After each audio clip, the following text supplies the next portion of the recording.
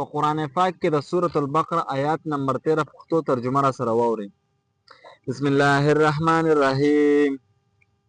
وإذا قيل لهم آمنوا كما آمن الناس قالوا أنؤمن كما آمن السفهاء.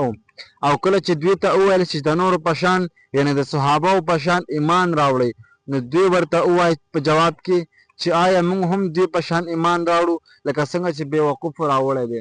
نبي علیه الصلاة وسلام چې به کله کافرانو ته تعلیم ورکاوه، هدایت په ورته کاوه، ورته ویل چې ایمان راوړئ لکه څنګه چې د نورو صحابه راوړی، څنګه چې د نورو مؤمنانو راوړی دی.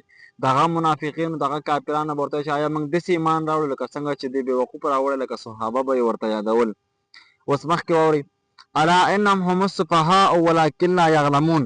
بس پوه شئ، الله تعالی اوس وایي نبي علیه صلات وسلام ته، بس پوه شئ په حقیقت کې دوی بېوقوفه دي لیکن پوهېږي نه.